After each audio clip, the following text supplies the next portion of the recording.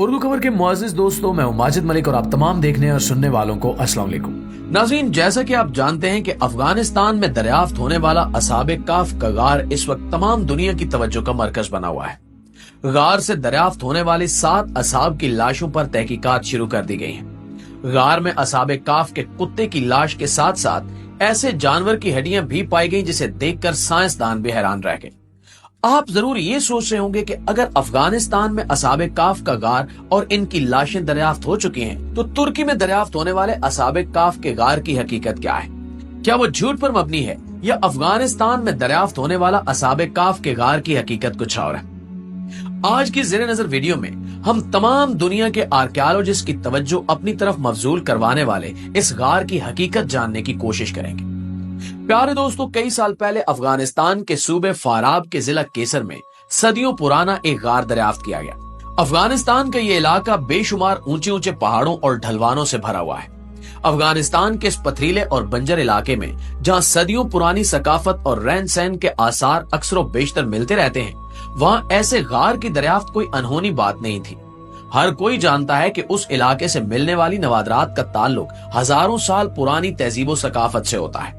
लेकिन जब ये गार दरियाफ्त हुआ और इस गार की दरियाफ्त ने तमाम दुनिया और खास तौर पर दुनिया के आर्कियोलॉजिस्ट की तवज्जो अपनी जानिब मबजूल कर ली, क्योंकि इस गार के बारे में एक अजीबो गरीब हकीकत का इंकिशाफ भी किया जा रहा था। इस गार के बारे में ये कहा जा रहा था कि ये गार असहाबे काफ का गार है, जो कि तमाम दुनिया और खास तौर पर मुसलमानों और आर्कियोलॉजी से ताल्लुक रखने वाले लोगों के लिए इंतहाई हैरत अंगेज बात थी।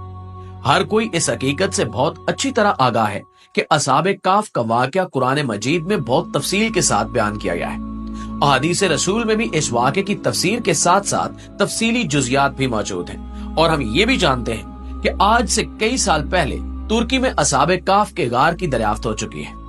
तमाम दुनिया से आर्कियोलॉजी से ताल्लुक रखने वाले और इस्लामी हिस्ट्री के स्टूडेंट्स के अलावा मुसलमान और दीगर मज़ाहिब के लोग इस गार को देखने के लिए जाते रहते हैं।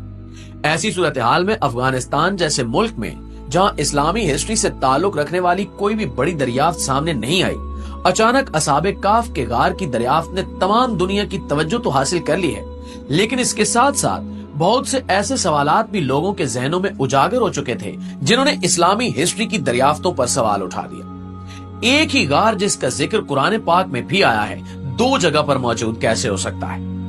प्यारे दोस्तों, 1400 साल पुरानी ये गार अफगानिस्तान के जिला केसर में मेमन शहर से मगरिब की तरफ 90 किलोमीटर दूर दरियाफ्त की गई है। जब ये गार दरियाफ्त हुई और इसे खोला गया तो इसमें 7 इंसानों, इनके साथी कुत्ते, 1 हिरन और 1 लोमड़ी की लाश के ढांचे मौजूद थे। जब गार की दरियाफ्त हुई तो फौरी तौर पर हिरन, कुत्ते और लोमड़ी के ढांचे को वहां से हटा दिया गया और आर्कियोलॉजी के माहिरीन के हवाले कर दिया गया ताकि वो इन पर फौरी तहकीकात शुरू कर दें। इन 7 इंसानों की लाशों के बारे में ये कहा जा रहा था कि ये 7 असहाबे काफ की लाशों के ढांचे हैं, लेकिन असल हकीकत ये नहीं है। हमें कहीं भी अफगान स्टैब्लिशमेंट या अफगानिस्तान के आर्कियोलॉजिस्ट या किसी और जिम्मेदार ऑफिसर्स की तरफ से ये बयान सुनने में नहीं आया कि ये असहाबे काफ का गार है और यहाँ मौजूद लाशें असहाबे काफ की हैं, बल्कि ये खुद साख्ता तज्जिया है जो कुछ लोगों की अपनी तरफ से इस गार की दरियाफ्त के बाद नजर आया, जिन्होंने बगैर किसी तहकीक और सबूत के इसको अवामुन्नास में फैला दिया।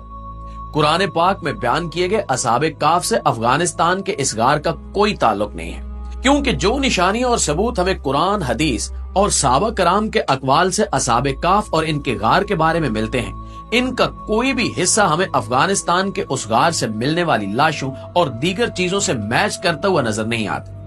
हाँ, ये बात बिल्कुल सच है कि अफगानिस्तान से दरियाफ्त होने वाला ये गार सदियों पुराना है और इनमें से मिलने वाली लाशें भी सदियों पुरानी हैं। और ये बात भी दुरुस्त है कि इनकी तादाद 7 है और इनके साथ हमें एक कुत्ते, हिरन और लोमड़ी की लाशों के ढांचे भी मिले हैं। लेकिन सिर्फ तादाद 7 होने की वजह से हम इन्हें असहाबे काफ से तशबीह नहीं दे सकते। अफगानिस्तान से दरियाफ्त होने वाली ये गार अपनी एक तारीखी हैसियत रखती है।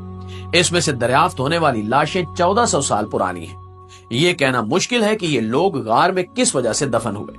कुछ लोगों का कहना है कि ये चरवाहे थे और इन लोगों ने खराब मौसम से पनाह लेने के लिए गार का रुख किया, लेकिन गार का दरवाजा किसी वजह से बंद होने की वजह से वो इसके अंदर ही दफन हो गए।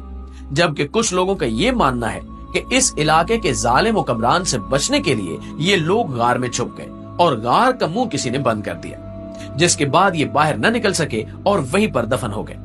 اب اصل حقیقت کیا ہے یہ تو ظاہر ہے اللہ ہی بہتر جانتا ہے، اور ہو سکتا ہے کہ آنے والے وقت میں یہ تحقیقات اصل حقائق سے پردہ اٹھانے میں مددگار ثابت ہو سکے۔ پیارے ساتھیوں، ہم آپ کو اس حقیقت کے بارے میں بھی کلیئر کرتے چلیں کہ ترکی میں دریافت ہونے والا غار ہی اصحاب کہف کا اصل غار ہے، جس کے بارے میں قرآن مجید میں تفصیل کے ساتھ بیان کیا گیا ہے۔ یہ ترکی کے ایمفیسس شہر میں موجود ہے۔ اس کے ساتھ ساتھ ایک حقیقت یہ بھی ہے کہ اصحاب کہف کی لاشیں جب ملی تو ان کی لاشیں ایک مکمل انسانی ڈھانچے کی شکل میں موجود تھی۔ یہی حال ان کے ساتھی کتے کا بھی تھا، جبکہ افغانستان میں ملنے والی لاشیں وقت کے اتار چڑھاؤ کی وجہ سے صرف ہڈیوں کا ایک ڈھیر تھی۔ یہی حال وہاں سے ملنے والی جانوروں کی لاشوں کا بھی تھا۔ انہی ہڈیوں کے ڈھیروں کو اکٹھا کر کے ان کے تجزیے سے معلوم ہوا کہ یہ 7 لوگوں کی لاشوں کی ہڈیاں ہیں۔ ناظرین، یہ غار پہلے بھی لوگوں میں مشہور رہ چکا ہے۔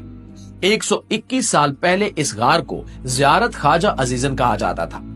امیر عبد الرحمان کے دور میں اس غار کا جائزہ لینے کے لیے کابل سے کچھ اہم لوگوں کو دعوت دی گئی تاکہ وہ اس غار کا جائزہ لیں اور اصل حقیقت تک پہنچ سکیں۔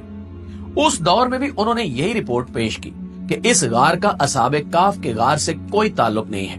1999 کے آس پاس افغانستان کے اس حصے میں دوسرے ممالک سے بہت سے لوگ آتے جاتے رہے، ان میں ظہیر شاہ بھی شامل تھے۔